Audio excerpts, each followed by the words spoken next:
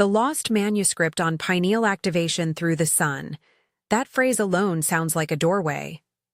Imagine a brittle folio, edges browned, tucked away where scholars and clerics rarely looked, carrying instructions meant not for institutions, but for the body.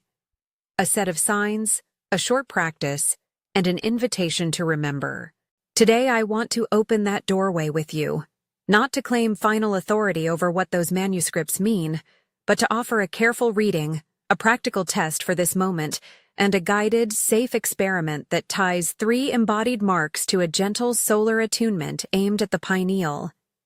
If you feel any stir while I speak, type recognition in the comments as a quiet signal that you're present and open. That's all.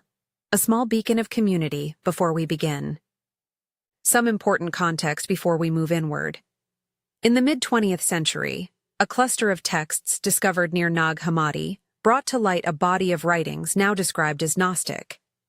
Among these, certain works, later catalogued or discussed by scholars and seekers, contain fragments and teachings that some readers interpret as initiation instructions. The Gospel of Philip is one of the pieces often mentioned in this circle. I want to emphasize clarity here. Historians and theologians debate origins, authorship, and intent. What I will offer is an interpretation that reads these materials as part of a practical tradition. A tradition that, according to some manuscripts and later commentators, taught disciples to recognize signs in their own bodies as proof of an inner lineage, and to cultivate remembrance rather than receive doctrine. Why would such teachings be marginalized? A simple reason, historically and sociologically. When spiritual authority can be enacted directly by a person's own experience, it competes with institutional structures that relied on mediation. That competition can be quiet and bureaucratic, texts lost, practices discouraged, interpretations made difficult to access. Call it historical politics rather than moral indictment. The point that matters for our work is this. There is a strand of teaching that frames spiritual awakening as an anamnesis, an awakening of remembrance, and that points to the body as an archive where that remembrance leaves subtle, verifiable traces. To set the map, these traditions imagine a layered cosmology. At the center is a primordial source, the monad, the one, the spark from which everything radiates.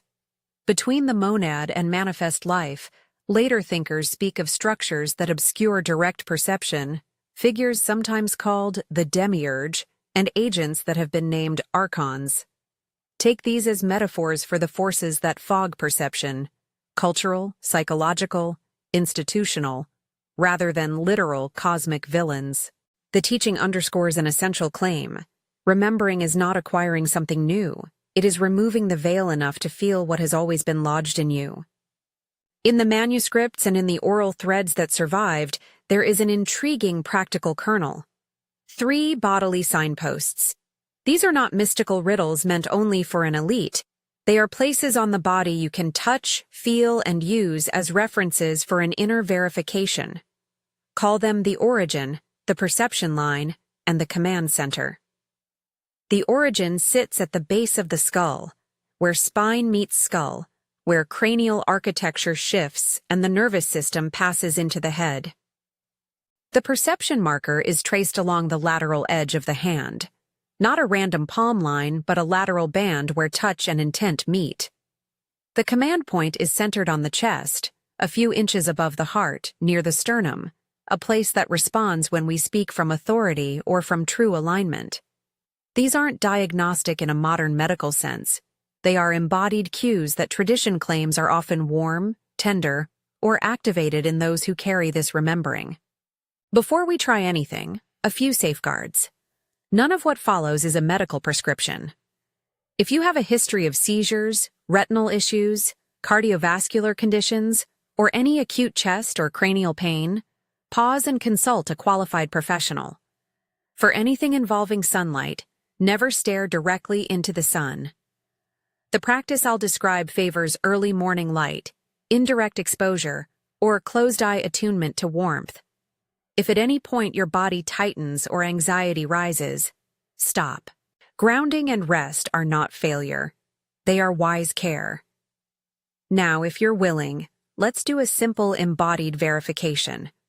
I'll guide you through each point slowly. This is not a test designed to prove anything to anyone else.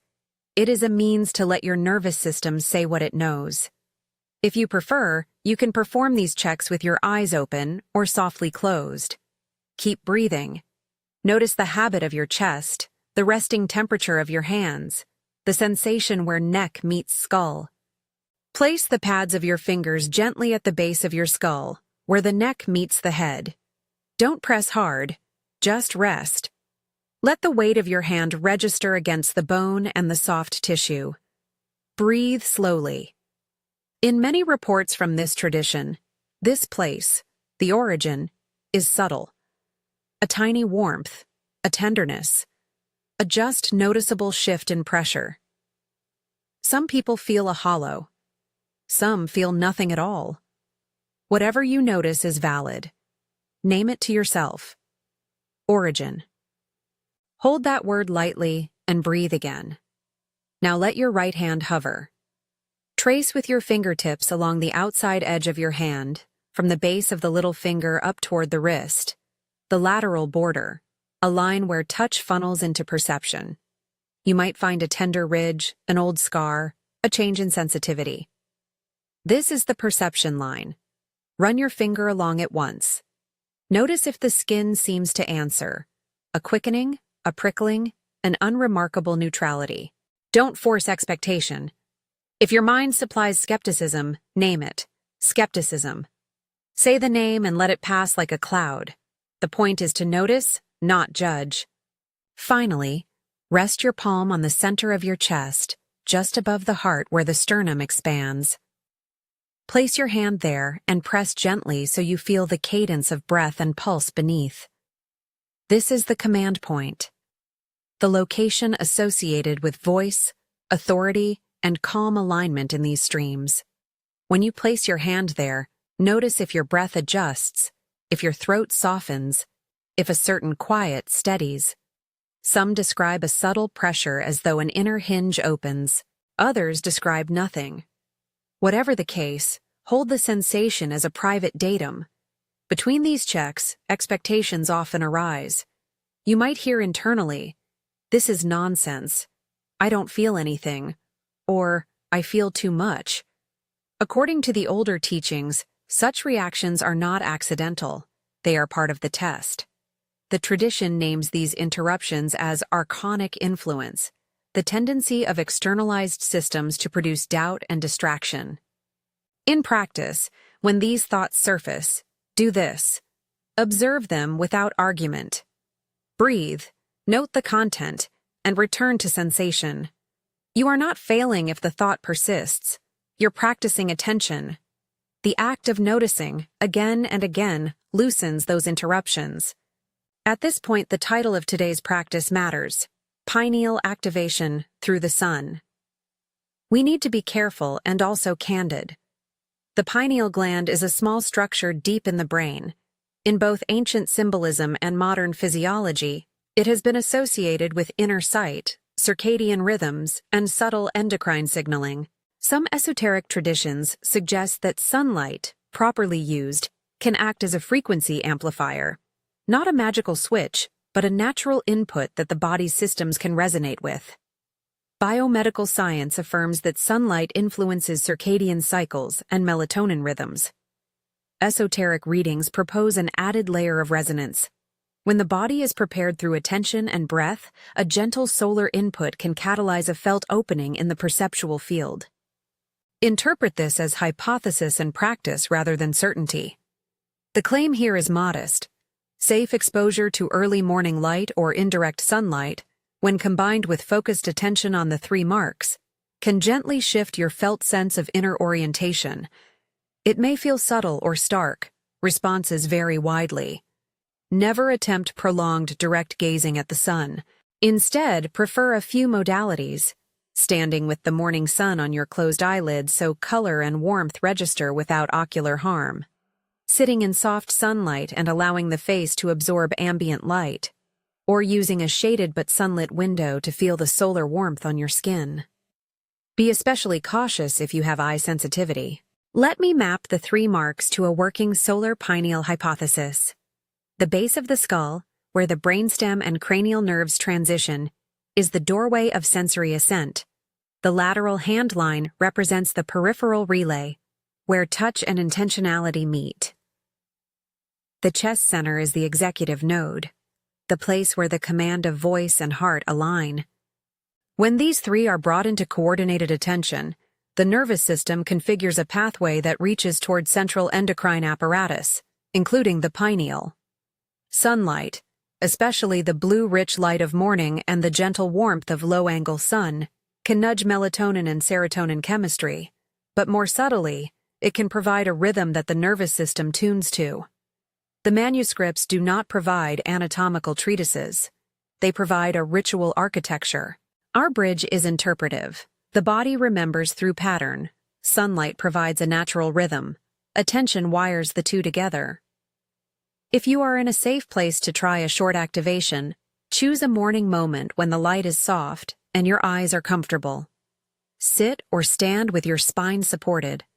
Close your eyes if that feels best. Place your fingers at the base of your skull. Trace the lateral line of your hand and rest your palm on your chest. Breathe with intention. Inhale for a slow count you find natural. Exhale fully. With each exhale, imagine the veil thinning by a breath. After 3 cycles, notice warmth or subtle movement within the skull, along the hand, or beneath the palm. Do not strain for phenomena. Let awareness be the priority. Now, a concise spoken declaration to voice softly, in first person. Choose words that feel true to you. I will offer one succinct formula many in this lineage might use as an affirmation. I recognize the light within. My inner sight turns awake. Say it aloud once, with your hand on the chest. Feel what shifts when you name it. If you prefer a shorter phrase, use, I remember. Repeat the phrase once, quietly. The point is not incantation but alignment. Language frames attention, and attention integrates soma and psyche. A few practical notes about sensations and expectations. Some people report nothing at all. Others feel warmth, a wave of tiredness, a slight buzzing in the head, tears, or a loosening in the chest. These are not proof of spiritual hierarchy. They are evidence of nervous system recalibration. If you feel disoriented, sit. Ground yourself by feeling your feet on the floor. Drink water. If persistent physical discomfort arises, stop and seek medical guidance. As you proceed with a practice over days or weeks, you will encounter resistance of a familiar kind. Quick dismissal, intrusive stories about vanity, or a rush of rational objections. This is not a sign you are wrong. Often it indicates the system is at work. Name such thoughts: doubt, fear, dismissal, and let them move through. Keep a small journal. Note the date, the light conditions, what you felt, and any changes in dreams or mood. Over time, patterns may emerge. A note about the social dimension. The manuscript tradition itself is quietly anti-centralized. The instruction is local, embodied, and small group or solitary. That means community can be modest and careful. If something shifted for you, consider sharing one-word signals with a trusted companion. Remembered, opened, quieted, to avoid over-interpreting or weaponizing interior states. If you'd like to share here, one small practice. Put the word recognition in the comments if today's material landed for you. No grand testimony, only a signpost that others are on a similar path.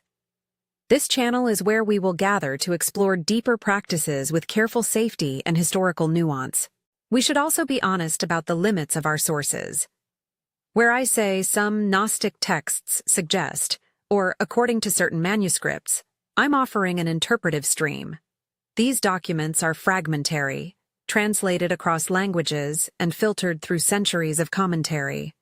It is tempting to craft definitive histories from thin sheets of parchment. The safer posture is curiosity tempered with restraint.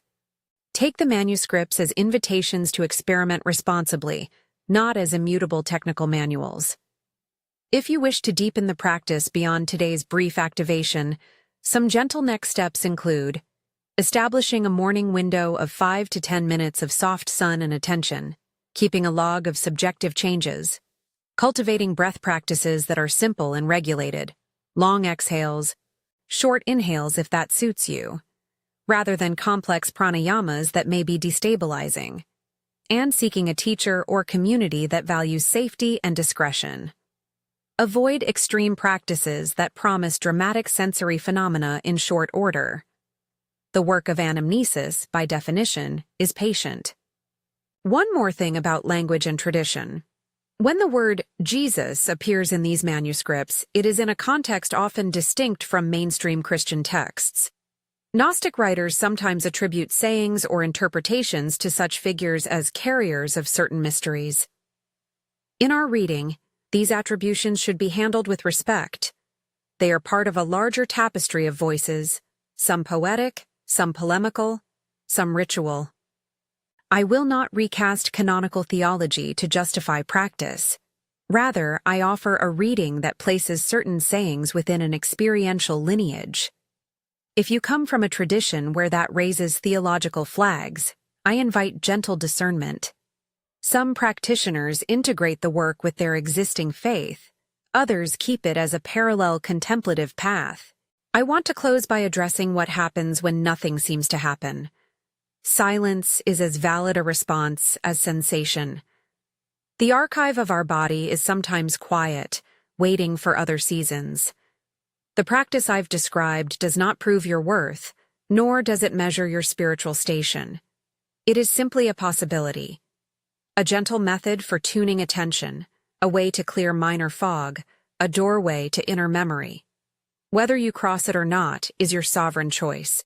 If this teaching resonated, and you'd like more careful explorations, both the historical threads and longer guided activations that emphasize safety, consider subscribing to this channel. In future pieces, I will examine specific manuscript fragments with careful qualification, lead longer safe practices for different body types, and invite conversations with scholars and clinicians to keep the work grounded. That's the only invitation I make now. Before we part, a final orientation. The project of anamnesis honors the dignity already resident in you. The manuscripts that inspired this lesson were not blueprints for domination. They were attempts to hand a kind of remembering back to individuals. The 3 marks are not badges of elitism. They are compass points for attention. The sun is not a magic wand. It is a natural rhythm that, when respected, can help synchronize heart, hand, and head. Be gentle with yourself. Test slowly. Observe without demand. And when the skeptical voice rises, name it and return to breath. If you felt anything at all during this session, however small, enter the word recognition in the comments to mark your presence. Thank you for your care, your discernment, and your openness to explore a very old way of finding what you quietly already know.